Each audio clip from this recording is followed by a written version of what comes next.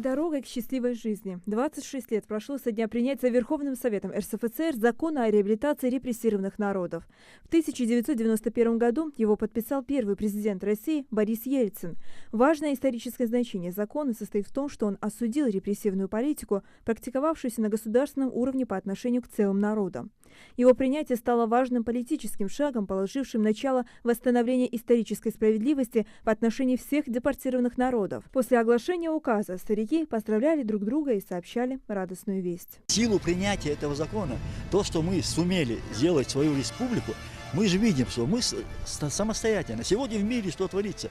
20 миллионов, 30 миллионов народу ходят без какой-то государственности. У нас свое государство, свой гимн, своя республика. Мы хозяева своей жизни, получается. Я думаю, у нас именно в силу вот этого закона стало возможным то, что мы имеем свою республику, то, что мы самостоятельный народ, то, что мы являемся равноценным субъектом в созвездии, называемой Российская Федерация. Данный закон – это акт справедливости, акт торжества справедливости, акт гуманности. И мы сегодня отдаем,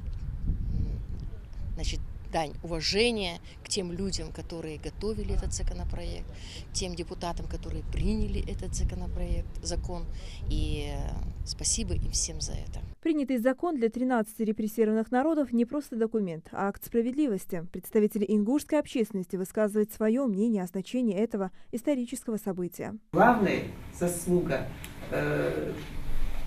народа в том, что он пережил эту трагедию достойно, чтобы был такой стержень в народе, непоколебимый, не сломленный, который помог сохранить свою идентичность, традиции, обычаи, свое лицо.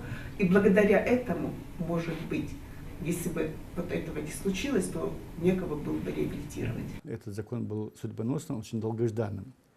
И все 12 из 13 статей, 13 одна такая обобщающая, но все из 12 статей закона, конечно, дают нам очень большие возможности реализовать свои права восстановить, точнее, свои права, конституционные права. Там касается и политической реабилитации, и культурной реабилитации, и территориальной реабилитации. В общем, по всем. И материальное восстановление ущерба, нанесенного народу, и в частности каждому индивиду. Это, конечно, впечатляло и вселяло большой оптимизм.